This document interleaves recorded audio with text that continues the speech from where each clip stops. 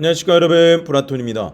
우리가 전 시간에 주도적인 리더십에 대해서 살펴봤죠. 첫 번째는 사상가가 되라. 그러니까 나의 머릿속에 있는 이야기들을 현실로 끄집어내는 것을 이야기를 하는 것이죠. 두 번째는 뭐였습니까? 내 자신을 끝까지 믿어라 라는 것이었습니다. 오늘은 두 번째 리더십의 유형, 대응하는 리더십에 대해서 함께 보도록 하죠. 대응하는 리더십이자 라고 생각을 하면 여러분 무엇이 떠오르십니까? 대응하는 리더십이라고 하는 것은 주어진 목표를 알고 있는 지식이나 경험으로 대처하는 스타일을 말합니다. 실패를 최소화하려고 하기 때문에 이미 앞선 사람을 따라잡으려는 형태의 포지션을 취하죠. 그렇기 때문에 큰 실패를 하지 않는다는 장점이 있습니다. 우리나라 삼성전자나 아니면 우리나라의 현대자동차와 같이 이렇게 패스트 팔로워라 그러죠. 먼저 아이폰이나 테슬라와 같은 이렇게 전기차 아니면 스마트폰이 만들어진 다음에 과감하게 그 길로 들어서는 것을 우리는 패스트 팔로워라고 하고, 바로 그들과 경쟁할 만큼의 역할로 세계를 주름 잡았던 사람들을 이야기를 하죠. 우리도 마찬가지입니다. 앞선 사람을 따라잡으려고 하는 이 형태의 리더십을 통하여서 시장 개척자가 되지는 못하겠지만 시장에 개척한 사람들 옆에서 그들의 영향력으로 우리를 키울 수 있는 형태의 리더십을 이야기하는 것입니다. 그렇다면 이 대응하는 리더십에 또 두 가지 꼭 중요한 부분이 있죠. 첫 번째는 뭐다? 따라합시다. 레퍼런스를 확실히 구축하자. 레퍼런스가 뭡니까? 말 그대로 나보다 앞선 사람들의 노하우, 그러니까 나보다 앞선 기업들의 제품들의 노하우를 따라하는 것, 이것을 말을 하는 것이죠. 근데 따라하면 반드시 티가 나기 때문에 나의 것으로 만들기 위해 철저하게 분석하고 나만의 옷을 입히도록 도전해야 하는 것입니다. 저 같은 경우에도 많은 유튜브나 이런 것들 AI도 해보고 뭣도 해보고 다 해봤는데 제 스타일을 드러내는 것에 한계가 있기 때문에, 그리고 제가 가장 자연스럽게 이렇게 이야기를 전해드릴 수 있는 형태가 아니기 때문에 하다가 말고 이게 계속 되더라고요.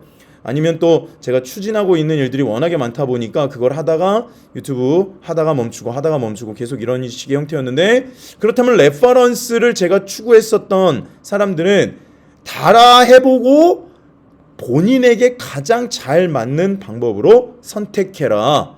그리고 나서 제가 오랜 기간 동안 연구하고 찾아보고 독서를 하고 적용하면서 정말 나에게 가장 잘 맞는 영역이 어디인가, 그래서 리더십이라고 하는 걸 찾아낸 것이죠.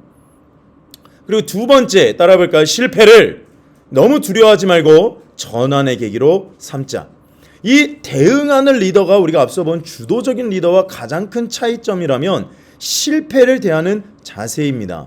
진취적인 리더, 주도적인 리더들은요, 실패를 하더라도 바로 다른 형태의 유연성을 가지고 시장에 적응하는 경향이 있습니다. 근데 대응하는 리더는 실패 자체를 너무 두려워하다 보니까 유연성이 좀 부족한 것이 사실입니다. 그렇다면 이 부분을 해결할 수 있는 방법이 있겠죠. 무엇이냐? 우리가 대응하는 리더십의 형태를 가지고 있다면 주도적인 리더십의 부족한 부분을 우리가 채울 수 있을 텐데 예산 편성을 할 수 있을 것입니다.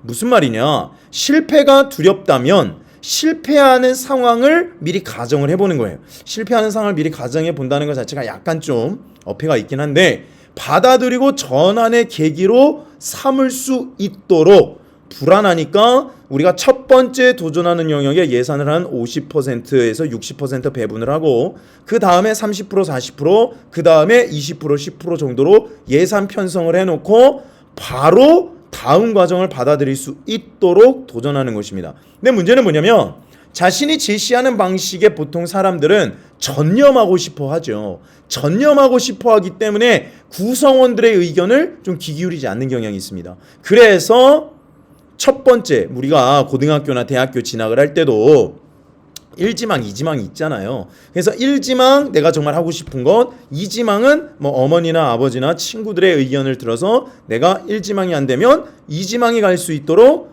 편성을 해보자라고 해서 도전하는 거잖아요. 다시 말해 구성원들의 의견을 반영을 해서 내 것과 믹스를 해놓는 형태로 제2안을 만들어 놓는 것입니다. 그래서 구성원들의 의견과 내가 도전했던 의견을 믹스를 해서 재빠르게 부족한 부분을 가지고 유연성 있게 대응하는 형태를 이야기하는 것이죠.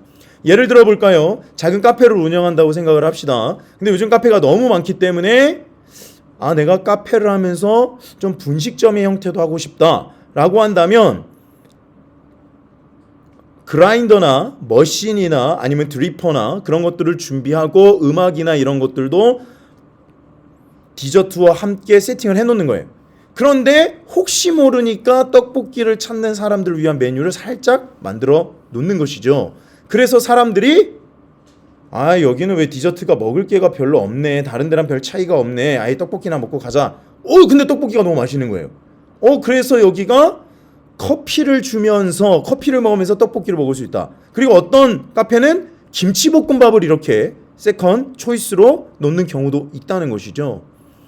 제가 이번에 부산에 갔다 오지 않았습니까? 거기 보면은 어떤 핫도그 집이 있는데 다 핫도그인데 맨 마지막 메뉴에 떡볶이가 있더라고요. 굉장히 유명한 핫도그 집인데 바로 이런 적극적으로 대응할 수 있는 메뉴와 상황을 미리 세팅을 해놓는 거예요. 그래서 그것이 만약에 우리가 조금 사놨다고 하면 미리 다 팔고 나서 매진입니다. 오늘은 재료가 끝났습니다. 이런 식으로 대응을 할 수가 있는 것이죠. 그래서 우리가 대응하는 리더십은 약간 조금 시장 지배력은 떨어질 수 있지만 레퍼런스를 확실히 구축하면서 나보다 앞선 사람들의 좋은 모습을 받아들일 수 있다. 두 번째, 실패를 너무 두려워하지 않으면서 전환의 계기로 삼아서 나 리더십의 의견과 구성원들의 의견을 믹스를 해서 대응하는 형태로 다른 해결책을 만들어 놓을 수 있다는 것입니다. 이렇게 진행이 된다면 리더십이 도전했던 분야뿐만 아니라 구성원들이 의견을 냈던 것들도 적용을 할 수가 있기 때문에 오히려 구성원들의 의견이나 그들의 성공을 격려하고 칭찬하면서 더 나은 계기로 삼을 수 있는 것이죠. 그래서